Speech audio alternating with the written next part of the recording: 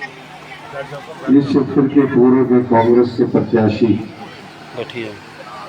राजेश शर्मा जी, हमारे धर्मशाला के प्रत्याशी देवेंद्र जग्गी जी, हमारे सभी मंच पर विराजमान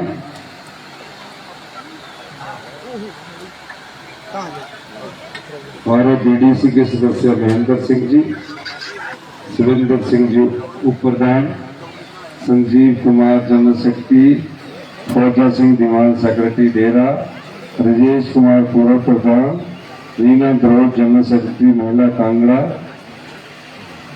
बेगम सिंह रमन संधू जी, दीन मोहम्मद जी, इंस्पेक्टर तारिफीन जी,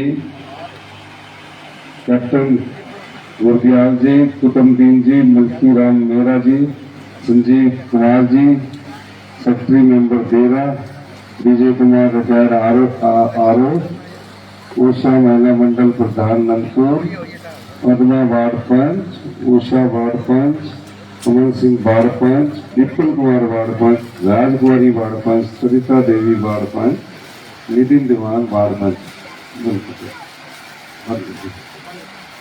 सभी सम्मानित बुजुर्ग साहिबान, माताएं, बहनें, युवा साथियों और प्यारे बच्चों, आप प्यारे बच्चों को मेरा नमस्कार।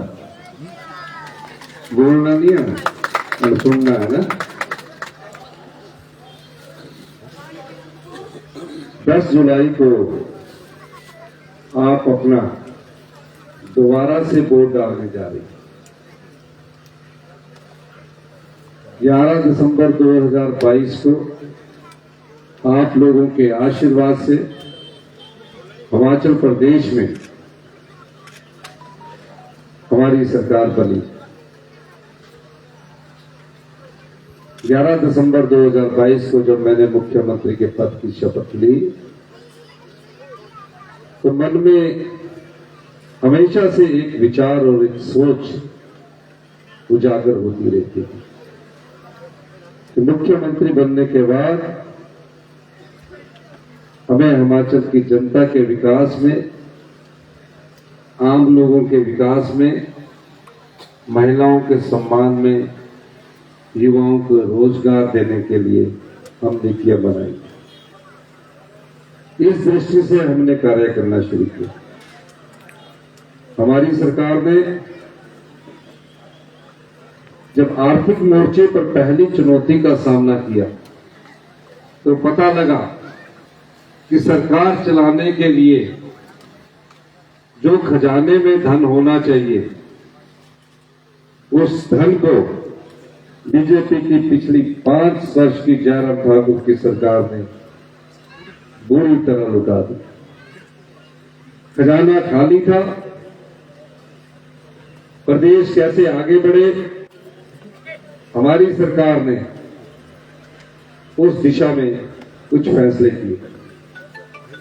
उन फैसलों का असर ये हुआ कि 1 वर्ष में जो खजाना खाली हो रहा था उस खजाने में 2200 करोड़ रुपए का अतिरिक्त राजस्व आया। यह आपका पैसा था जो भ्रष्टाचार के चोर दरवाजों से लुटा दिया जाता था।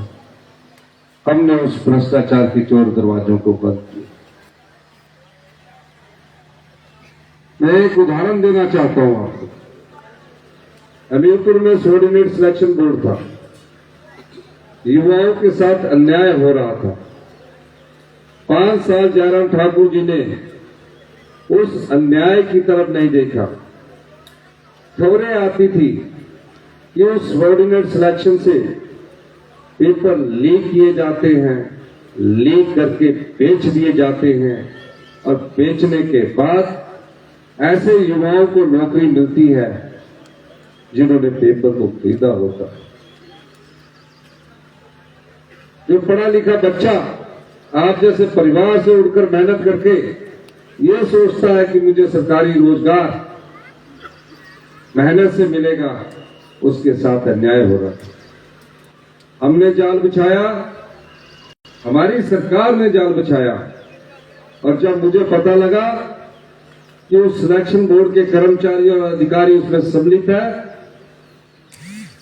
मुझे फैसला करना था। मैंने कहा जहां हमारे युवाओं के साथ अन्याय हो रहा है उस पर हमें करारी चोट करनी चाहिए और इस भ्रष्टाचार के चोर दरवाजे को बंद करना चाहिए।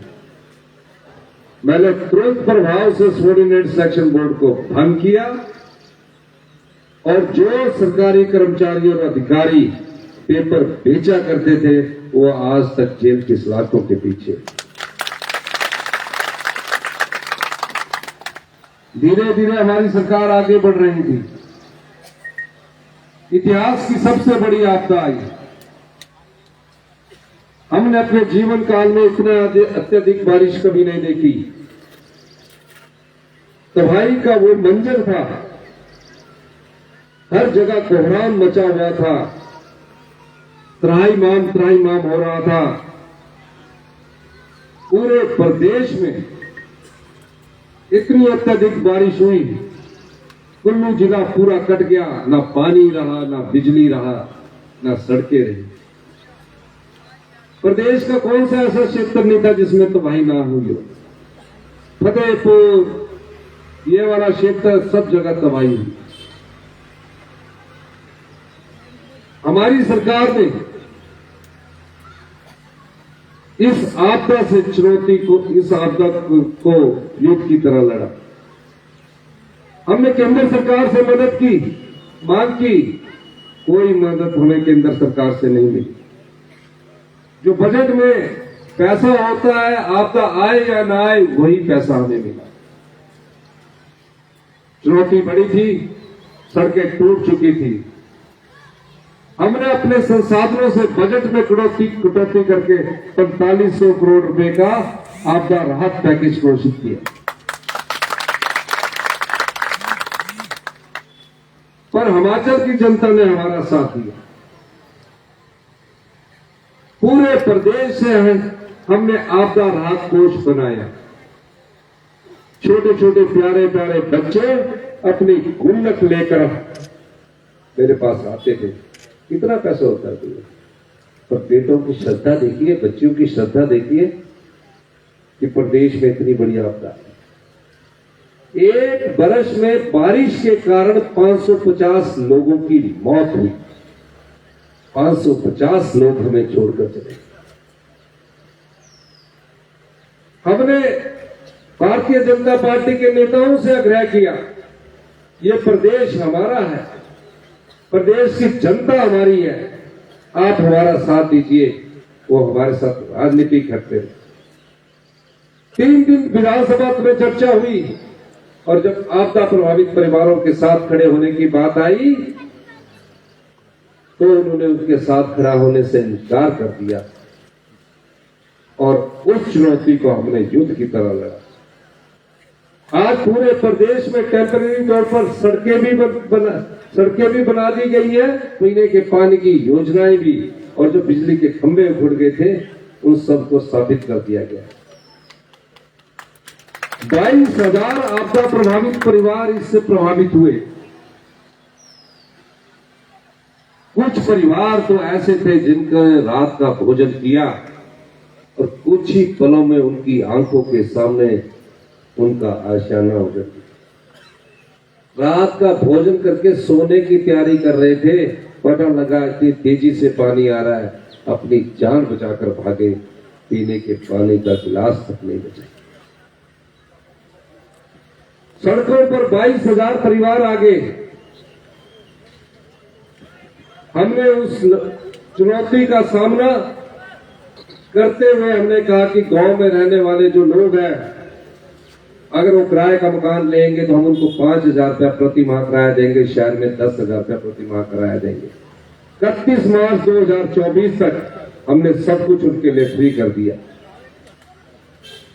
मैं सुबह जाता था, शाम को वापिस आता था, अधिकारियों की बैठक लेता था। अधिकारी कहते थे पैसे की कमी है।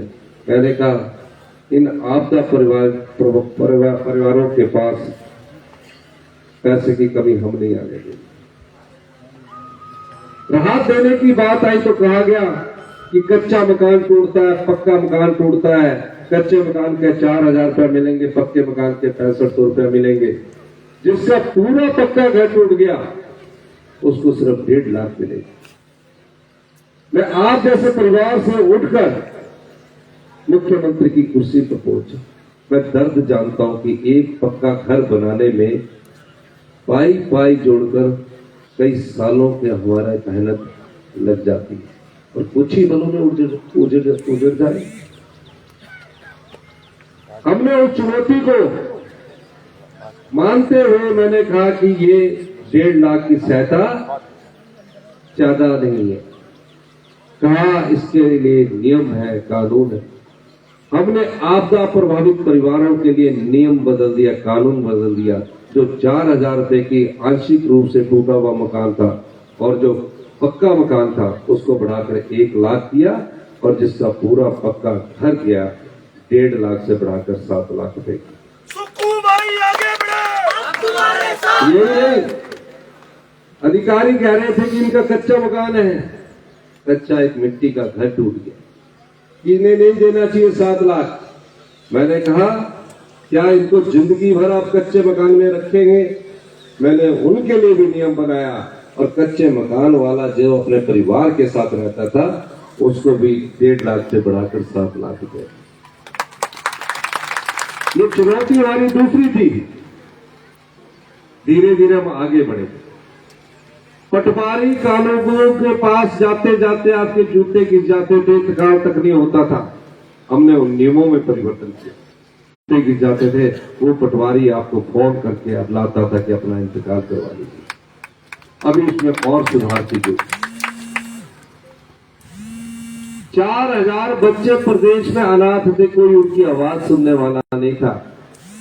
जिस बच्चे की माता चली जाती है, जिस बच्चे का पिता चला जाता है, उस बच्चे पर क्या बीतती होगी।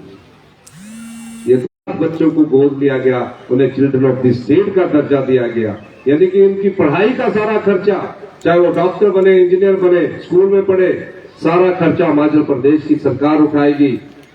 हॉस्टल का खर्चा सरकार उठाएगी। और जब +2 के बाद जिस तरह हम अपने बच्चे को डॉक्टर और इंजीनियर बनने के लिए कोचिंग देते हैं, उस कोचिंग का पूरा खर्चा भी सरकार उठाएगी। और जिस तरह 4,000 रुपया हम अपने बच्चे को पॉकेट मनी के लिए देते हैं कि अपने बच्चे को पॉकेट मनी दिन देना था, हमने 4,000 रुपया प्रति माह उनको पॉकेट मनी देने की योजना को लागू किया। आज 4,000 बच्चे उसका फायदा उठा रहे हैं। दूसरे बजट में हमने विधवा बहनों के बच्चे जो हैं, आचार संहिता के बाद विधवा बहनों के जो बच्चे हैं, उन बच्चों को पढ़ाई का पूरा खर्च और हॉस्टल का खर्चा पूरा उठाने का हमने निर्णय लिया। यही नहीं, मनरेगा की दिहाड़ी 240 रुपए होती थी, उसको बढ़ाकर 300 रुपए की। मछुआरों के टैंक बनाने के लिए मैंने कहा मछली पालन को बढ़ावा मिलना चाहिए। मेरे पास कोई मांग लेकर नहीं आया। अगर 1 लाख रुपया खर्च करता है, 80,000 रुपया सरकार देगी। इस प्रकार की नीति हमने किया। यही नहीं, 70 साल से ऊपर के जितने भी बुजुर्ग हैं, 70 साल से ऊपर के जितने भी बुजुर्ग हैं, बीमारी होती थी, डॉक्टर से पेन किलर लेते थे, दर्द दूर हो जाता था, बीमारी दूर नहीं होती थी। धीरे धीरे बीमारी भयंकर रूप धारण कर सकती थी। और जब बीमारी बढ़ जाती थी तो फिर अपनी जमीन रहन रहकर CMC लुधियाना, जलंधर या पंजाब या PGI में जाकर अपना इलाज करवाते थे। जमीन भी बिक जाती थी। कई बार तो वो बुजुर्ग हमें छोड़कर चले जाते थे। हमारी सरकार ने 70 साल से ऊपर के जितने भी बुजुर्ग हैं, 25 लाख रुपए तक की उनकी बीमारी की मुफ्त इलाज योजना लेकर हम आपके पास है। 25 लाख। अब बुजुर्गों को घबराने की जरूरत नहीं।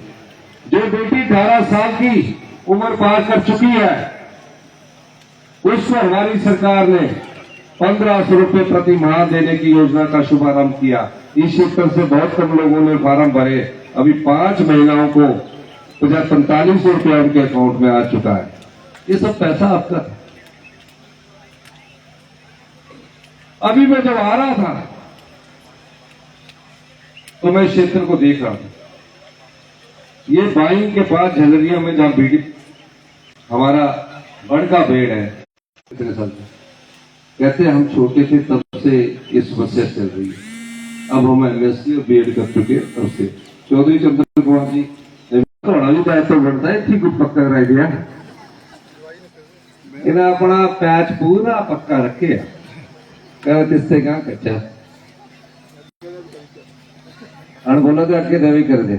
जब मंत्री होकर अपने विधानसभा की सबसे अच्छी सड़कें रख सकते हैं, तो इस क्षेत्र का भाग्य में अगर कोई मुख्यमंत्री होकर चुनाव लड़ रहा है तो उन सड़कों का कैसे हालत आगे सुधरेगी, ये आप कल्पना कीजिए। पप्पू भाई आगे बढ़ो, हम तुम्हारे साथ हैं। ये बात मैं इसलिए नहीं कह रहा,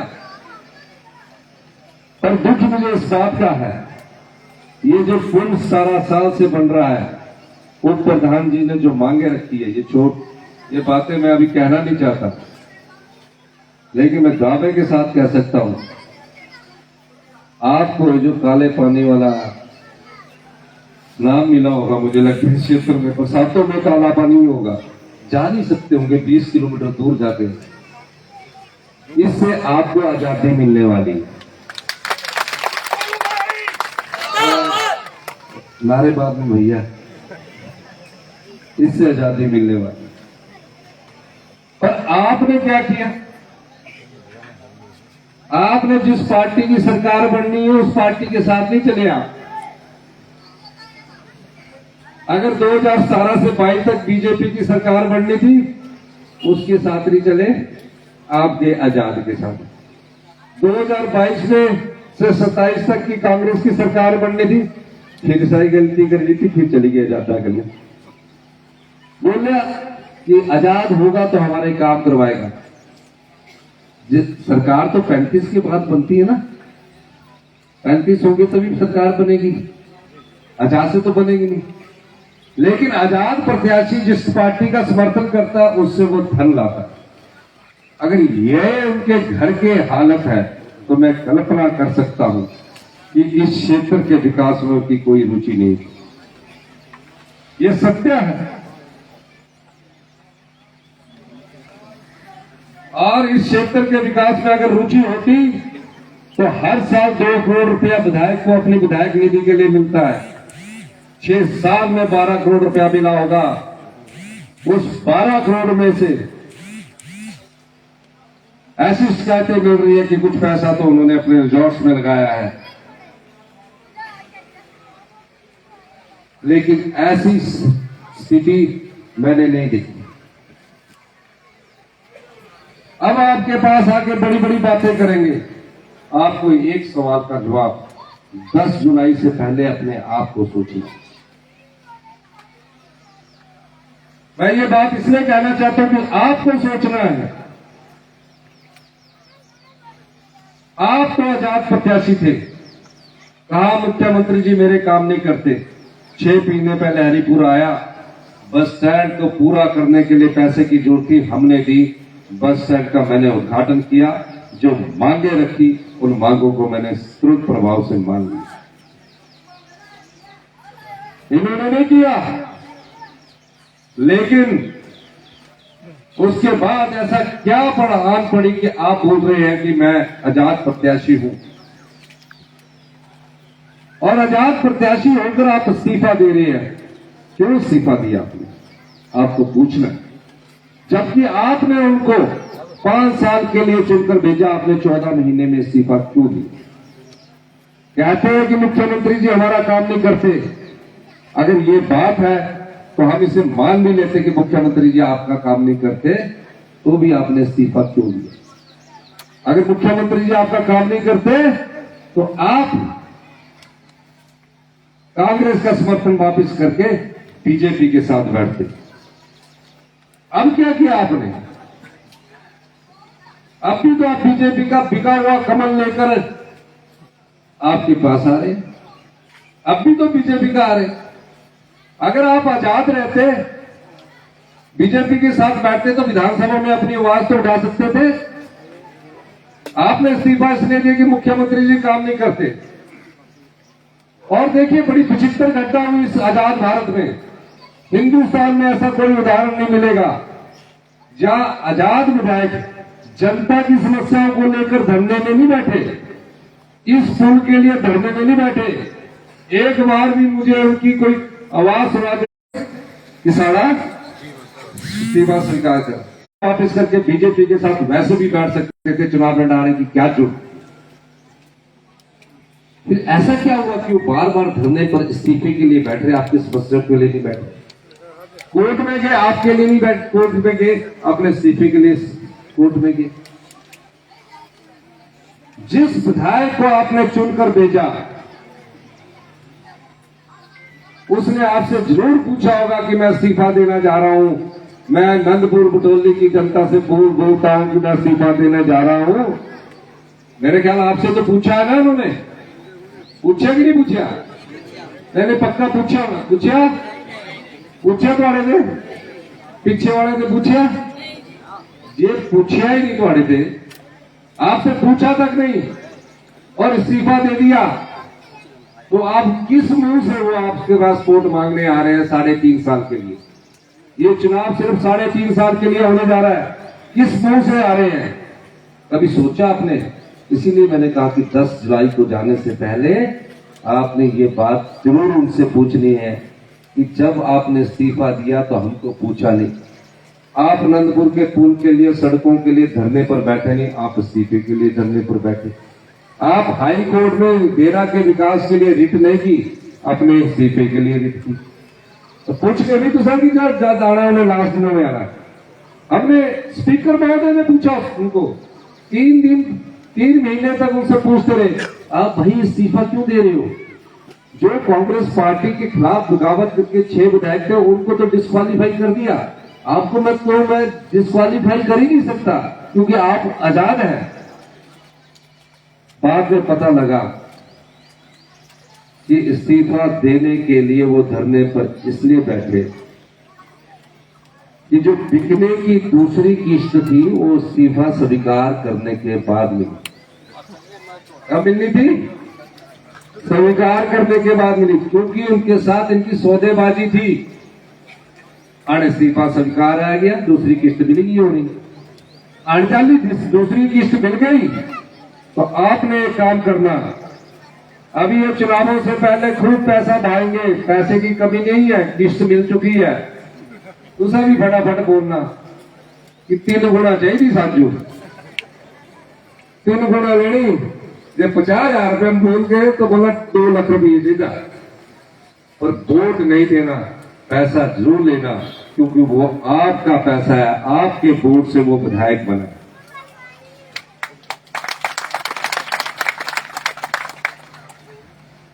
ऐसे विधायक को आपको सबक सिखाना होगा।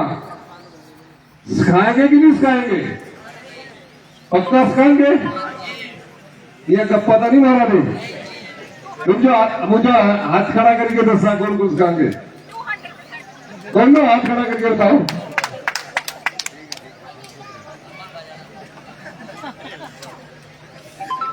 बीस 20,000 परिवार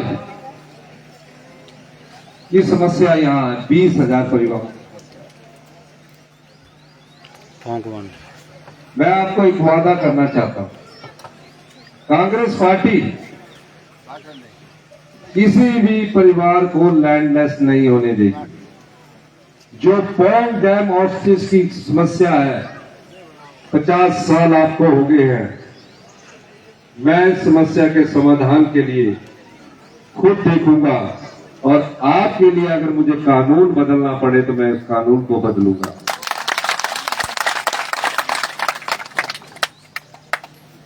और मैं ये बात इसलिए कह रहा हूं, ये जो पुल है, 15-18 साल नहीं लटकना, इसमें तेजी से काम किया जाएगा। मैं आचार संहिता में बंधा हूं, इसलिए मैं आपको कुछ नहीं कह सकता। प्राइमरी हेल्थ सेंटर है या कुछ है, इन सब चीजों को मैंने ध्यान में रखा है, क्योंकि जब से उन्होंने इस्तीफा दिया है, ऐसा क्यों होता है इस्तीफा देने वाले का, तब से देहरा का भाग्य उदय हो रहा है। उनके इस्तीफे के बाद से देरा का भाग्य का उदय हो रहा है। और ऐसा कौन व्यक्ति करता है जो आजाद होकर भी इस्तीफा देता है? जो धनवान होता है वो अहंकारी बन जाता है, लालची बन जाता है। अगर उससे इस्तीफा देने से पहले नंदपुर बुटोली के लोगों से पूछा होता, माताओं से पूछा होता, किसी बहन से पूछ लेते कि मेरे को इस्तीफा देना चाहिए, बुजुर्ग से पूछ लेते मुझे इस्तीफा देना चाहिए, तो उन्होंने क्या कहना था? तुम्हारी मती मारी गई हो, आजाद जीते हो, कांग्रेस का समर्थन छड़ी के बीजेपी करने जा। अब क्या कर रहा है? अब क्या कर रहे हैं वो ये कर रहे हैं कि 3.5 साल के लिए मुझे दोबारा चुनकर भेजो। 3.5 साल के लिए। अरे भाई, जिसके खिलाफ, जिस मुख्यमंत्री के खिलाफ काम ना करने का आरोप लगाकर आपने इस्तीफा दिया, उनकी सरकार तो 38 एमएलए के साथ पूर्ण बहुमत की बन गई है। 3.5 साल तो मुख्यमंत्री कांग्रेस पार्टी की सरकार रहेगी, 3.5 साल मुख्यमंत्री हम रहेंगे। तो आपका 3.5 साल काम क्यों कौन करवाएगा? मूर्ख बना रहे हैं वो आपको, दोबारा से फिर झूठ बोल रहे हैं। ये बेईमान लोग हैं, इन्होंने आपके वोट को बेचा है, इन्होंने अपने ईमान को बेचा है। ऐसे लोगों को राजनीति में सबक सिखाना बहुत जरूरी है। ये एक राजनीतिक बुराई है जो देरा विधानसभा क्षेत्र में पैदा हुई है। इसका अंत भी आप ही को करना है। ये चुनाव कोई हिमाचल प्रदेश की सरकार के लिए नहीं हो रहा, ना मुख्यमंत्री मंत्री बनाने के लिए हो रहा है। ये चुनाव राजनीतिक बुराई के अंत के लिए हो रहा है। झूठ कई बार सच से टकराता है, झूठ का कई बार सामना सच से होता है, लेकिन अंत में जीत सच की होती है। ये सच और झूठ की लड़ाई में आप लोगों को जीतना होगा, आप लोगों को लड़ना होगा। आप लड़ोगे कि नहीं लड़ोगे? पूरी जोर से लड़ोगे। इसमें जनता को जीतना है, आपको जीतना है। इसमें जनबल जीतेगा और धनबल, मैं बोलूंगा अपने दोनों हाथ खड़ा करके बोलना है, जनबल दोनों हाथ करके जोर से बोलना ना, धनबल जनबल, जोर से नहीं बोलना तो पीछे वाले, जनबल धनबल, अब जोर से बोलना। ये लड़ाई आपको लड़नी है। जब इस राजनीतिक बुराई का अंत होगा, देरा का भाग्य का सूरज उदय हो रहा है। ये समस्याएं कुछ ही सालों में निपटा दी जाएगी। जो कष्टों वाली बात कही है, बोलना नहीं चाहता मैं, सबकी नई कश्तियां होगी, चिंता मत करो। ये विधानसभा क्षेत्र मुख्यमंत्री का विधानसभा क्षेत्र बना है। ये जो पुल है, ये जो थोड़ी सक्रिय सड़कें बनी है, बोड़ियां हैं, चौराहे हैं, तालाब है, चुनाव के बाद यहां सभी अधिकारी आकर इनका सर्वे करेंगे। पैसे की कोई कमी नहीं रहने दी जाएगी। घोषणा मैं कर नहीं सकता प्रदेश का मुख्यमंत्री होने के नाते।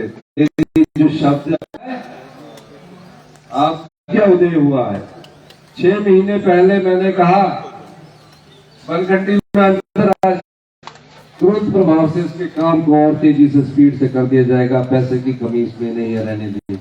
इन्हीं शब्दों के साथ मैं अपने कांग्रेस के प्रत्याशी के लिए वोट मांगना भूल ही गया।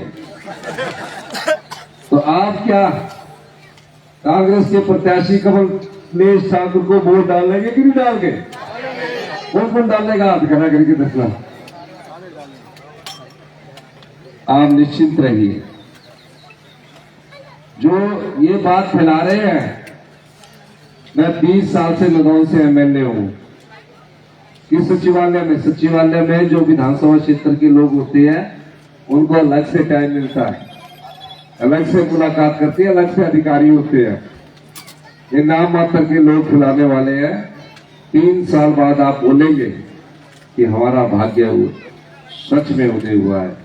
सड़कों की हालत, शिक्षा संस्थानों की हालत, पीने के पानी की योजनाओं की हालत, बॉडियों की हालत सब सुधार दी जाएगी। यही मैं आज इतना कहना चाहता हूं। और अंत में आपसे इस आशा के साथ, जनबल, दोनों हाथ खड़ा करके सब जोर से बोलना, जनबल, धनबल, पीछे वाले की आवाज से आना चाहिए, जनबल, धनबल। धन्यवाद।